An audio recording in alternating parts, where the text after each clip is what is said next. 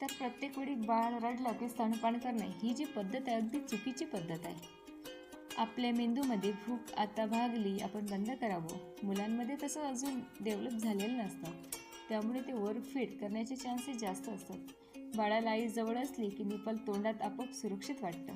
त्यामुळे असुरक्षित बाळाला जेव्हा तुम्ही निपल तोंडात देता त्यावेळी ते फिडिंग करणारच ना, कारण त्यांना सुरक्षित वाटतं. त्यामुळे नकळत असं होतं की अरे, प्रत्येक वेळी पाजल्यात तो शांत होते, म्हणजे त्याला भूकच लागली होती. तर हा मोठा खूप गैरसमज आहे. जेव्हा तुम्ही दिवसात 24 तासातले 8 ते 10 तुमची फीड होणे अपेक्षित आहे, ते आणि अगदी घड्याळाचे काट्यावर झाले पाहिजे असेही नाही. आणि जेव्हा बाळ झोपलेले असतात तेव्हा 3-3 तासांनी झोपतात आणि नाही घेत. तर अशा प्रकारे ॲव्हरेज 8 ते 10 होत आहेत की नाही 24 तासांमध्ये, की मी यांना म्हटलं की तुम्हाला कन्फ्युजन असेल तर तुम्ही एक पेपर लावा आणि फिट केलं की टिक करा.